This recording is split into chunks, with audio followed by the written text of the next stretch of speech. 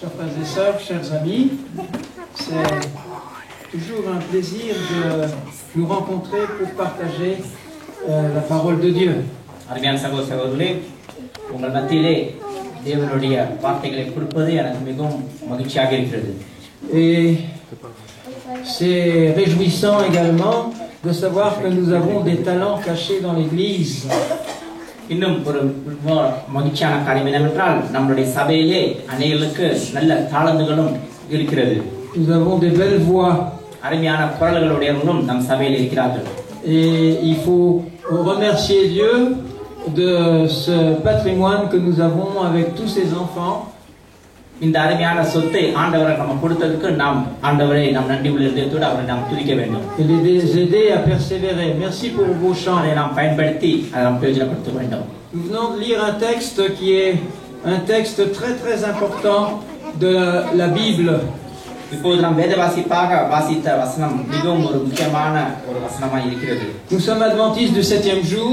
நாம் எல்லாரும் 7ஆம் நாள் திருச்சபை அங்கத்தினராக இருக்கிறோம். Et nous croyons que Jésus-Christ va revenir en puissance, en gloire, pour mettre un terme à l'histoire de l'humanité.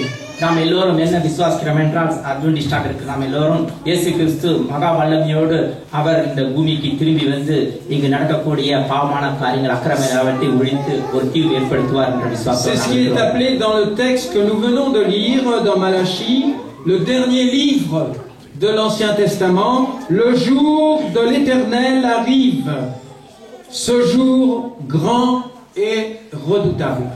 நாம் இந்த மல்கியாவிலே இந்த பழைய பாட்டின் கடைசி ஆகமத்திலே கடைசி வசனமாக படிக்கக்கூடிய காரியத்தில் என்ன கூறப்பட்டிருக்கிறது என்றால் இதோ கர்த்தருடைய பெரிதும் பயங்கரமான நாள் வருகிறது என்று அது குறிப்பிடப்பட்டிருக்கிறது.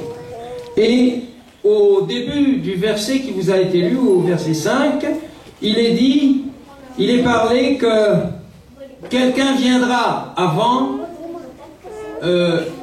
le jour, la fin du monde et l'avènement, le retour du Christ. அங்கு அந்த வசனத்துக்கு அந்த 5ஆம் வசனத்திலே இன்னொரு காரியம் கொடுக்கப்பட்டிருக்கு. அங்க என்ன கொடுக்கப்பட்டிருக்கிறால் அந்த கடைசி காலத்திலே இன்னொரு ஒரு ஆள் முக்கியமான ஒரு ஆள் வருவார் என்று கூறப்பட்டிருக்கிறது.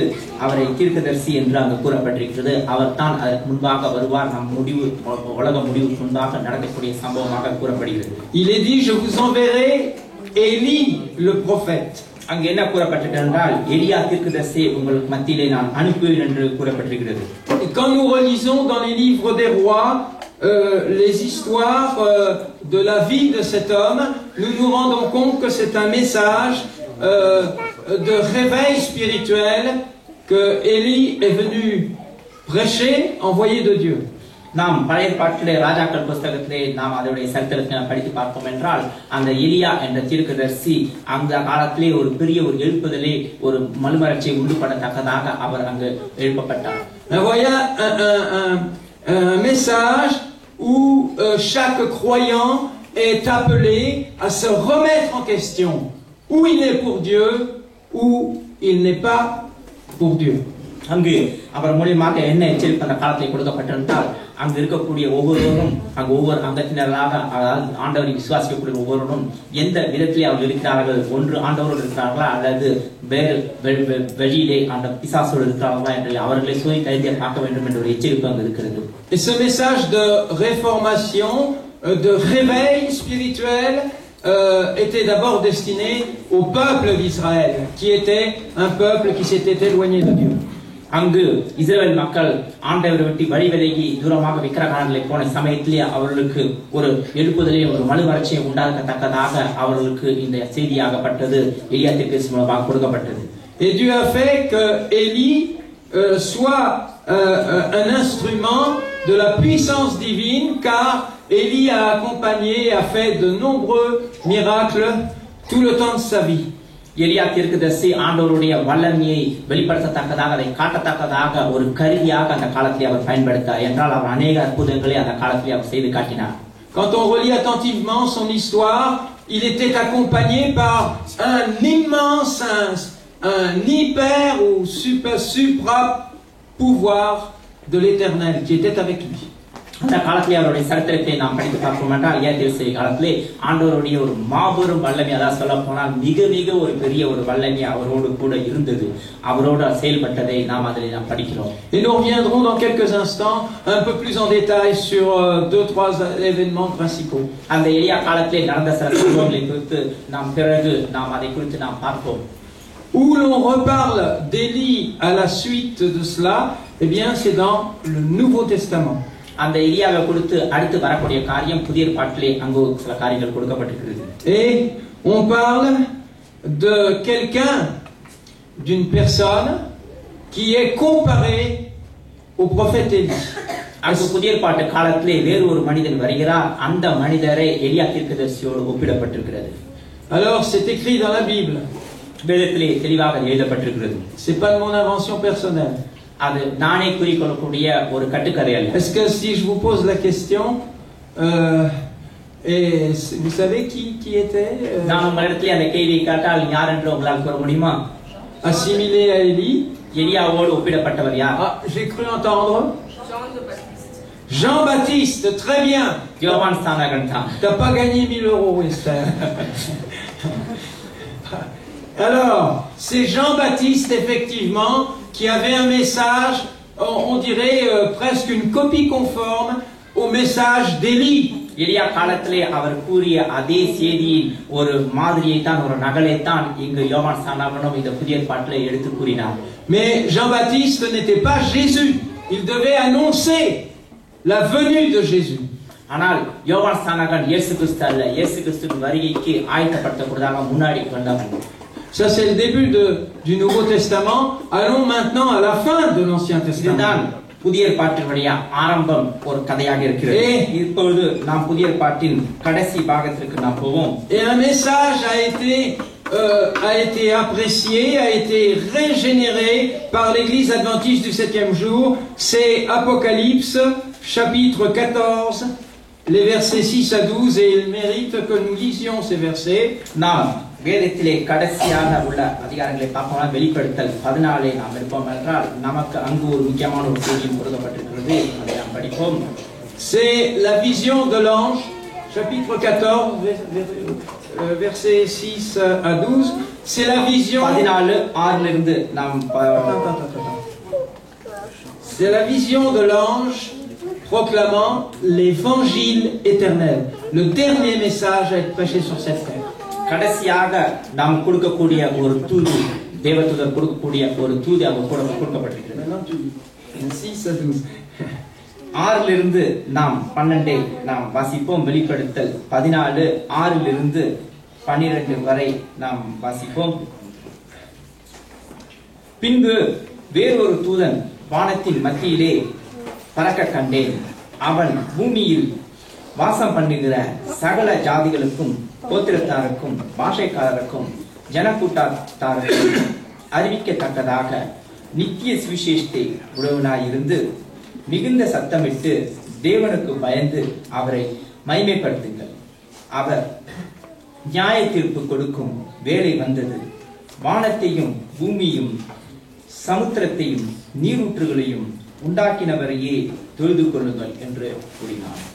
வேறொரு தூதன் பின் சென்று பாபிலோன் மகாநகரம் விழுந்தது, தன் வேசித்தனமாகிய உக்கிரமான மதுவை சகல ஜாதிகளுக்கும் குடிக்க கொடுத்தாரே என்றான்.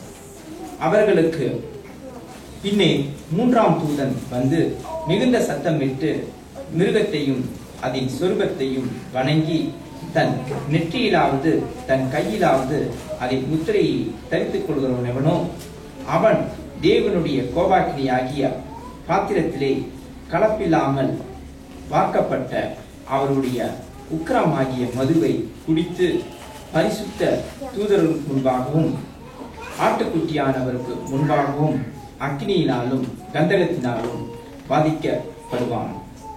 அவர்களுடைய வாதையின் புகை சதா காலங்களிலும் எழும்பும். மிருகத்தை அதன் சொர்க்கத்தையும் வணங்குகிறவர்களுக்கும் அதனுடைய நாமத்தின் முத்திரையை தரித்துக் கொள்கிற எவருக்கும் இரவும் பகலும் இளைப்பாறுதல் இராது. தேவனுடைய கற்பனைகளையும் இயேசுவின் மேலுள்ள விசுவாசத்தையும் காத்துக்கொள்வர்களாகிய பரிசுத்தவான்களுடைய பொறுமை இதிலே விளங்கும் என்று கூறினார். Alors ici, nous voyons le contenu de cet évangile éternel. இந்த இடத்திலே நமக்கு கொடுக்கப்படக்கூடிய ஒரு மிகவும் விசேஷமான ஒரு நித்தியமான ஒரு செய்தியை அங்கு காண்கிறோம். Ce message est prêché à tous les habitants de la planète qui sont இந்த உலகத்திலே வாழக்கூடிய சகல ஜாதியாருக்கும் சகல ஜனங்களுக்கும் எல்லாருக்கும் அறிவிக்கப்பட்ட செய்தியாயிருக்கிறது. Toute tribu, அங்கு எல்லா ஜாதிக்காரருக்கும் சகல ஜனத்தாருக்கும் கொடுக்கப்படக்கூடிய ஒரு தூதுவாக, toute langue et tout peuple. அங்கு எந்த ஜாதிக்காரலா எந்த நாட்டுக்காரலா இருந்தாலும் சரி, எந்த திசையிலே வாழ்கிறவர்களா எல்லோருக்கும் கொடுக்கக்கூடிய ஒரு Et la teneur de ce message, c'est adorer l'unique Dieu créateur de l'univers. அங்கு கொடுக்கப்படக்கூடிய செய்தியாகப்பட்டது என்னவென்றால், உண்மையான தேவனை சகலத்தையும் படைத்த கர்த்தரை நீங்கள் வணங்குங்கள் என்று அங்கு தெளிவான ஒரு தூது கொடுக்கப்படுகிறது. Celui que nous devons adorer, l'unique et seul Dieu. அவர் ஒரே தெய்வமாகிய ஆண்டவரே நீங்கள் தொழுது கொள்ள வேண்டும் என்று அங்கு செய்தி கொடுக்கப்படுகிறது. L'autre ange, le second ange, இரண்டாவது தூதன் என்ன கூறுகிறார் என்றால், prédit que Babylone, Verendede, c'est ça, elle est tombée, c'est ça? Hein? Verendede. Allez, Babylon விழுந்தது என்று இரண்டாம் தூதன் கூறுகிறார். Voilà, j'ai appris 2 mots aujourd'hui en un seul. Elle est tombée. Babylone dans la Bible représente la confusion. Babylon என்பது ஒரு குழப்பத்தை வெளிப்படி காட்டக்கூடிய அர்த்தமுள்ளதாக இருக்கிறது. La confusion au niveau de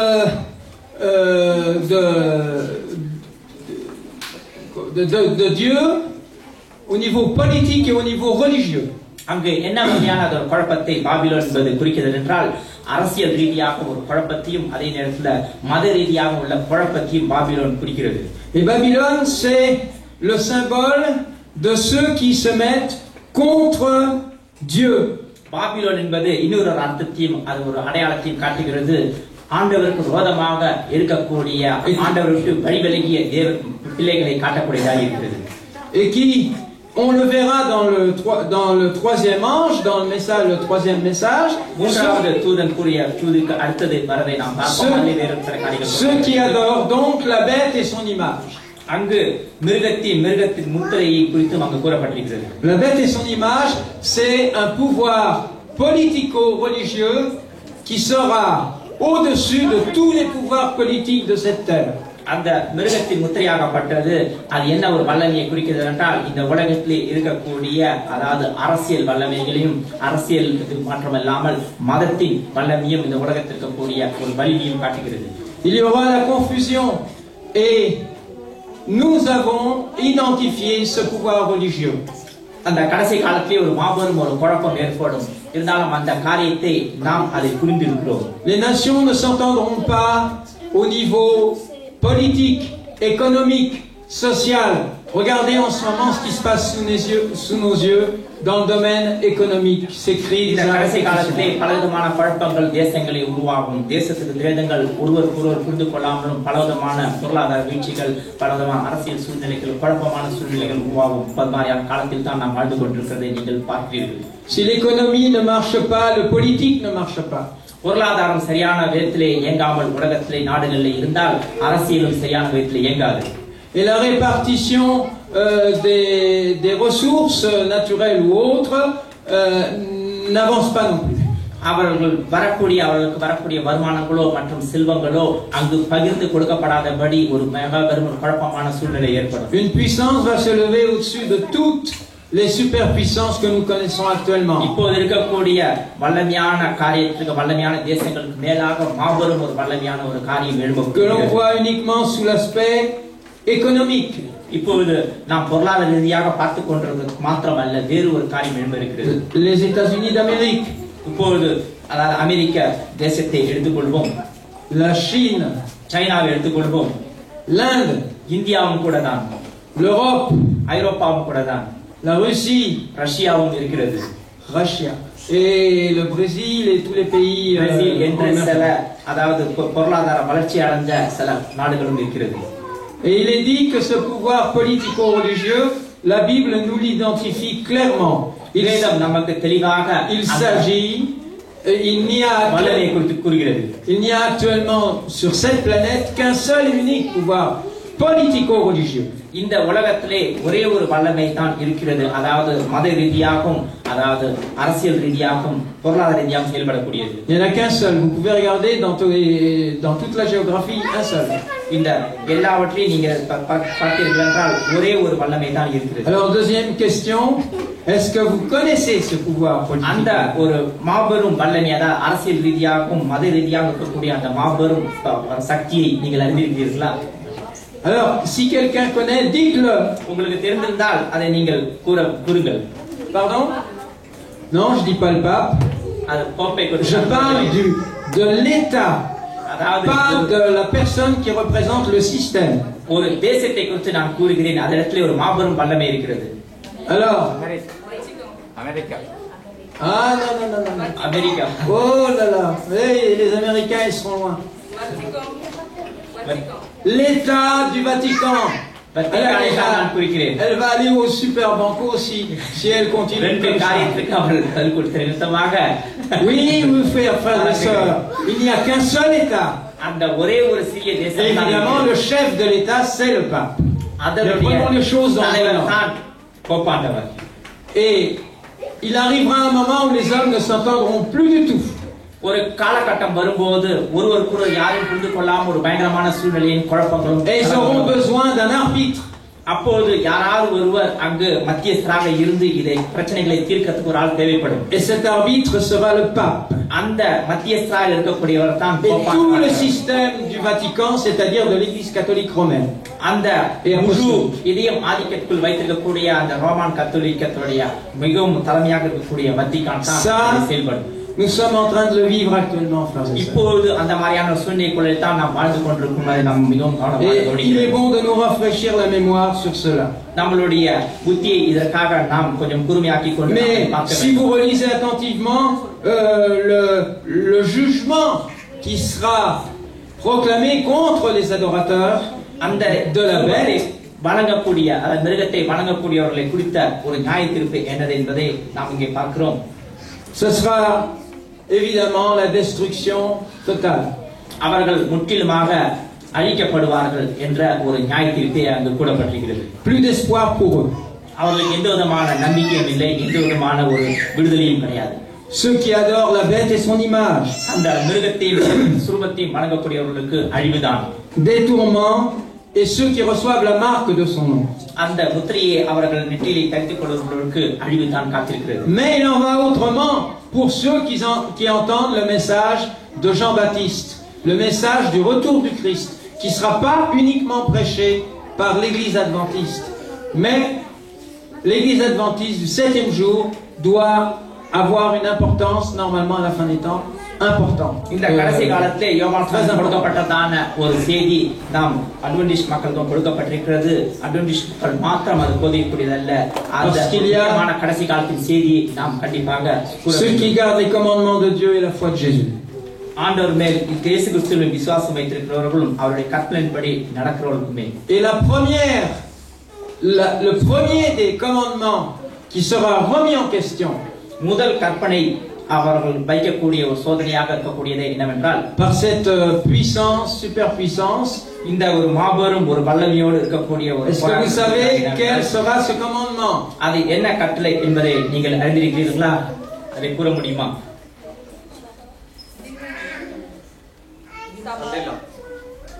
La loi du dimanche, c'est-à-dire la transgression. Je vais prendre dans l'autre sens la transgression du jour du sabbat. அதாவது ஓய்வு நாளை மறிதலித்து அதை புறக்கணித்து ஞாயிறு ஆசரிப்பு சொல்வதுதான் முக்கியமான ஒரு காரியமாக இருக்கிறது.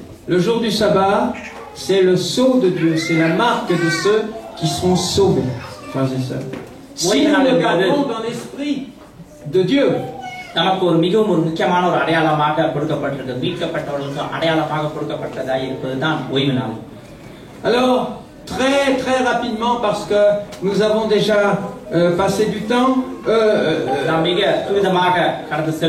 juste pour vous rappeler un peu qui était le personnage d'Élie le prophète. அந்த எலியா தீர்க்கதரிசிக்கு அடையாளமாக இருந்த இன்னொரு நபர் யார் என்பதை குறித்து நாம் சுருக்கமாக பார்ப்போம். C'était un homme comme nous qui avait une nature passionnée. நம்மளை போல்தான் இருந்த ஒரு மனிதர், அவருக்கு மிகவும் வாஞ்சை உள்ளவராக, ஆண்டவரை குறித்து ஒரு வாஞ்சை உள்ளவராக இருந்தார். C'était l'homme qui ne faisait pas de compromis. இருந்தாலும் அவர் எந்த விதமான ஒரு சமாதானமும் ஒரு ஒப்புரவும் பண்ணாத ஒரு மிகவும் தீவிரமாக இருந்த ஒரு விசுவாசத்திலே உறுதியாக இருந்த ஒரு மனிதர். Il avait la même nature que nous. நம்மளை போலத்தான் அவரும் இருந்தார். Dans l'épître de Jacques chapitre 5, யாக்கோபிலே நாம் பார்ப்போம் என்றால், Jacob et verset 17, 17 நாம் படிக்கும் 4:17, 5:17, 5:17. எலியா என்பவன் நம்மை போல பாடுள்ள மனுஷனாயிருந்தும் மழை பெய்யாதபடிக்கு கருத்தாய் ஜெபம் பண்ணினான். அப்பொழுது 3 வருஷமும் 6 மாதமும் பூமியின் மேல் மழை பெய்யவில்லை. Et nous savons que Élie avait une puissance extraordinaire parce que il était plus fort que tous les satellites de météorologie que nous connaissons actuellement. அங்கு எலியா தீர்க்கதரிசி குறித்து இந்த வசனம் கூறப்பட்டிருக்கிறது. எலியா தீர்க்கதரிசியிலே ஒரு மாபெரும் Il avait prévu une sécheresse pendant 3 ans et demi. அவர் கூறிய ஆண்டவர் கூறிய ஒரு வார்த்தை மூலமாக, அவர் மூலமாக வந்த வார்த்தை மூலமாக ஏறக்குறைய 3 ஆண்டுகளுக்கு முற்றிலுமாக மழை நின்றுவிட்டது. அதாவது வானத்தை நடக்கக்கூடிய காரியங்களுக்கு அதிகாரமாக ஒரு செயல்பட்ட ஒரு காரியமாய் செயல்படுகிறது. Il avait prévu le moment où ça commencerait et le moment où ça va s'achever. அவர் எந்த அளவுக்கு தெளிவாக சொன்னார் என்றால், எந்த நேரத்திலே எந்த நாளிலே அது ஆரம்பிக்கப்படும், எந்த நாளிலே அது முடிவடும் என்றும் தெளிவாக. Et le roi d'Israël, qui était un roi impie à cette époque-là, lui avait ordonné de faire tomber l'eau.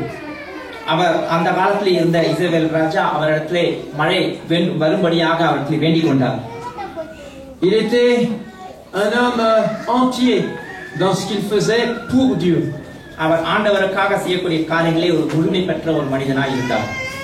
Et nous savons dans 2 rois, je vais juste lire pour mémoire parce qu'il y aurait beaucoup de textes à lire. இங்கு நிறைய வசனங்கள் நாம் படிக்க வேண்டியிருக்கிறது. இருந்தாலும் வேகமாக நாம் கடந்து செல்வோம். 2 rois chapitre 1er, முதல் அதிகாரம். 2 rois chapitre 1er et versets 10 à 12. Donc, si quand le roi lui envoie quelqu'un, il est dans la montagne. 10 à 12. Il répondit au chef de 50, si je suis. அப்பொழுது எலியா அந்த 10 à 12. Élie répondit au chef des 50. 50 பேரின் தலைவனுக்கு பிரதியுத்தரமாக, நான் தேவனுடைய மனுஷனானால் அக்னி வானத்திலிருந்து இறங்கி உன்னையும் உன் 50 பேரையும் பட்சிக்க கடவுது என்றான். உடனே அக்னி வானத்திலிருந்து இறங்கி அவனையும் அவன் 50 பேரையும் பட்சித்தது. மறுபடியும் அவனிடத்திற்கு வேறொரு தலைவனையும் அவனுடைய 50 சேவகரையும் அனுப்பினான். அவன் அவனை நோக்கி, தேவனுடைய மனுஷனே, ராஜா உன்னை சீக்கிரமாய் வர சொல்லுகிறார் என்றான். எலியா அவர்களுக்கு பிரதியுத்தரமாக, நான் தேவனுடைய மனுஷனானால் அக்கினி வானத்திலிருந்து இறங்கி உன்னையும் 50 பேரையும் பட்சிக்க கடவுது என்றான். உடனே தேவனுடைய அக்கினி வானத்திலிருந்து இறங்கி அவனையும் அவன் 50 பேரையும் பட்சித்தது. Et vous voyez, le roi lui envoie 2 délégations de 50 personnes pour l'obliger à faire ce que le roi veut qu'il fasse. அங்கு நாம் என்ன பார்க்கிறோம் என்றால், ராஜா அவருக்கு 2 முறை அவர்களுக்கு தூது அனுப்புகிறான். 50 பேர்களோடு சேனையோடு அங்கு அனுப்புகிறான். Et le roi lui-même lui dit, homme de Dieu. அந்த ராஜாவே அந்த தீர்க்கதரிசியை பார்த்து தேவ மனுஷனே என்று கூறத்தக்கதாக கூறுகிறான். Et Élie dit à la délégation des 50 hommes, அங்கு வந்த தூதர்களிடத்திலே, அதாவது அவர் ராஜா அனுப்பிய அந்த தூது si je suis homme de Dieu, eh bien, la volonté de Dieu, ce n'est pas que la volonté du roi se fasse. அப்பொழுது என்ன கூறுகிறான், நான் தேவனுடைய மனுஷனாய் இருந்தால் தேவனுடைய சித்தம் மாத்தவே நடக்கட்டும், ராஜாவுடைய கட்டளைகளோ ராஜாவுடைய சித்தமா அல்ல என்று அங்கு தெளிவாக கூறுகிறான். Et 2 fois de suite il va répéter si je suis homme de Dieu. அங்கே 2 முறையும் தேவனுடைய மனுஷனாய் இருந்தால் என்று அங்கு 2 முறை கூறப்பட்டிருக்கிறது. Et son